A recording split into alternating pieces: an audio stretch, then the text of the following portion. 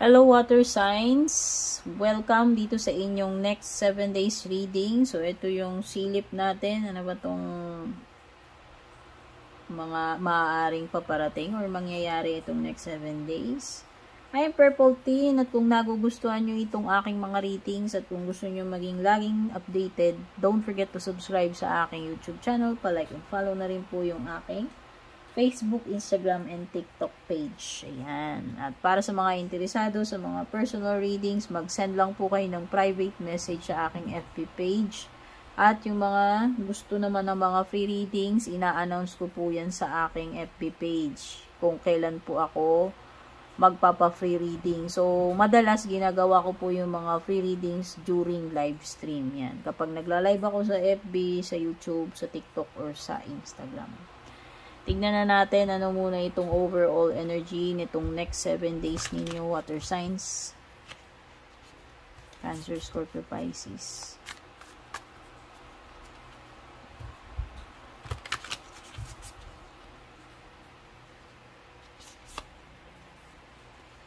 Uy, sweet results await. Wow, may mga naghihintay na magagandang resulta. Results, take note with S. So, hindi lang isa yan. So, may mga naghihintay na reward, mga magagandang outcome, resulta para sa inyo, water signs, Cancer, Scorpio, Pisces ngayong susunod na 7 araw.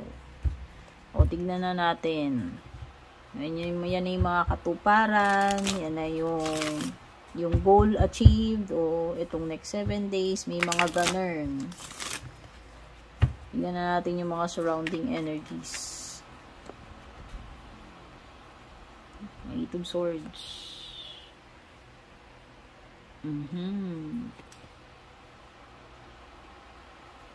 Okay, nakikita ko makakapag-break free na kayo dito sa isang limiting situation. Kung ano man itong bagay na nagpatenga sa inyo, nag-held prison sa inyo, nag-enslave sa inyo, whatever the term na gusto ninyong gamitin dyan. Kumbaga kung wala kayong freedom, kung limited yung mga resources nyo, yung mga kilos ninyo, makaka-break free na kayo, makakalaya na kayo finally. Itong next 7 days. Magiging malaya na kayong gawin yung dapat yung gawin, yung gusto nyong gawin with the Eight of Swords and the Sun. Kasi katabi niya yung Sun, no? So, nakikita ko, ito ay magiging glow up para sa inyo. Imagine. Sweet results await itong next 7 days. So, literal na glow up ito. Sweet eh. Take note. Ito yung mga ngiting tagumpay. Okay? All is well, itong next 7 days para sa inyo. Wala na akong masasabi. Nakita ko na. You have the Sun, you have the Ace of Swords. So, if ever na may mga challenging situations man dito, may problema, malulusutan at malulusutan nyo. With flying colors, take note. Magandang resulta. Maganda yung outcome. Okay? Yes, card. Itong Sun and Ace of Swords. So, kung may mga katanungan kayo, this is a big yes. Merong Gemini energy, no? Merong fire sign energy, Aries, Leo, Sagittarius.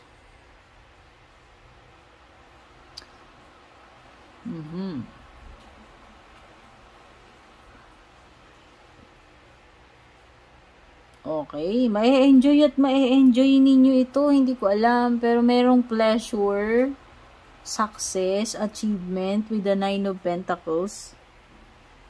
Tsaka dito, hindi ko alam guys, naririnig nyo ba ako o namatay yung aking mic? Not sure. Sana naman naririnig nyo ako. Pero ayan. Glow up glow up. Ayan literal na i-enjoy mo itong rewards ng iyong mga paghihirap, kasipagan, efforts. Ayan na yun. Ito na yun yung mga pinagsasasabi.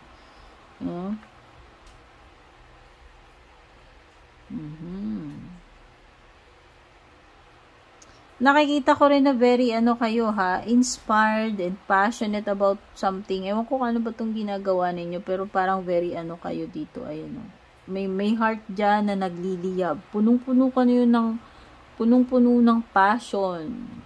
Oh, ano ba ito? Kung ano man yung nararamdaman nyo, naglalagablab yung feelings ninyo para dito. Person man yung tinutukoy dyan o sa bagay na ginagawa nyo. Kasi passionate kayo dito eh. Very, ano kayo, very persistent, very passionate dito sa bagay na to o sa person na ito. The High Priestess, use your intuition, no? So, i-guide kayo ng intuition ninyo. So, most likely,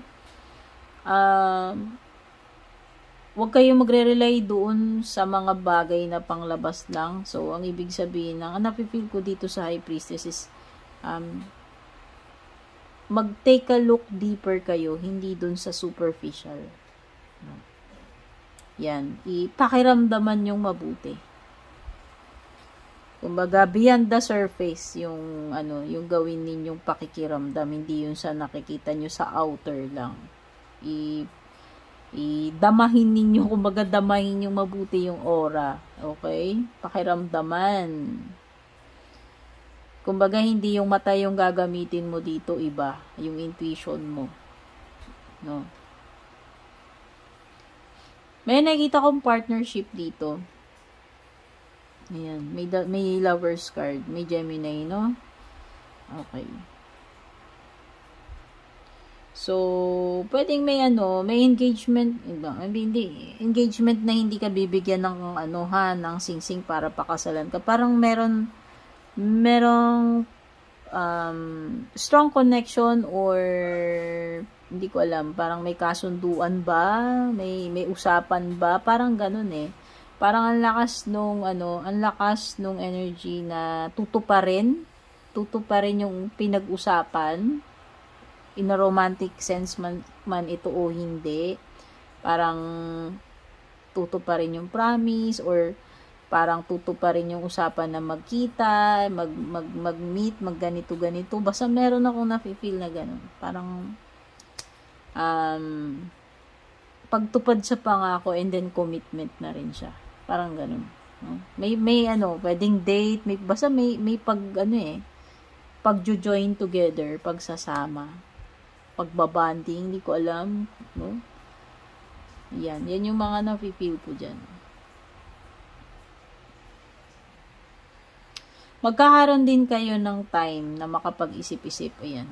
Four of Swords. Pagmumuni-muni. Yan. So, kung kailangan nyo ng reflection, ng time, para sa sarili ninyo, na makapagpahinga at the same time, makapag-isip-isip na rin. Ito yun. Okay? Four of Swords. Tignan na natin yung love life ninyo.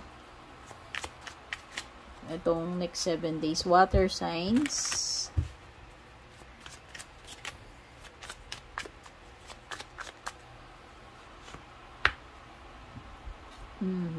Nako, yung iba dito,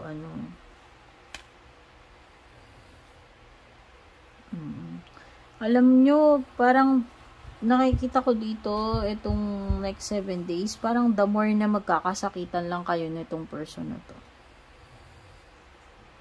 Parang meron ditong, sinasabi na, ayan, we are both hurting from this.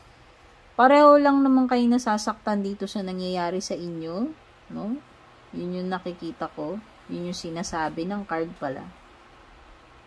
Okay. Tapos parang, napaka-sad ng energy na sinasabi dito na, pwedeng kailangan nyo muna ng time out sa isa't isa. Ayan. O baka kaya yun, ito, kailangan nyo ng time para makapag-isip-isip. So, yan, sabihin na natin cool off. Kung hindi man kayo, kung hindi man natin masasabing hiwalayan agad, at least parang kailangan nyo muna ng distansya sa isa't isa ng space para makapag-isip-isip kayo. No? Ayan. So, bigyan nyo muna ng time yung isa't isa, bigyan nyo muna ng space yung isa't isa kung nagkakaroon kasi the more na ipipilit ninyo, the more na parang mas lalo kayong nagkakasakitan, no? So, yan.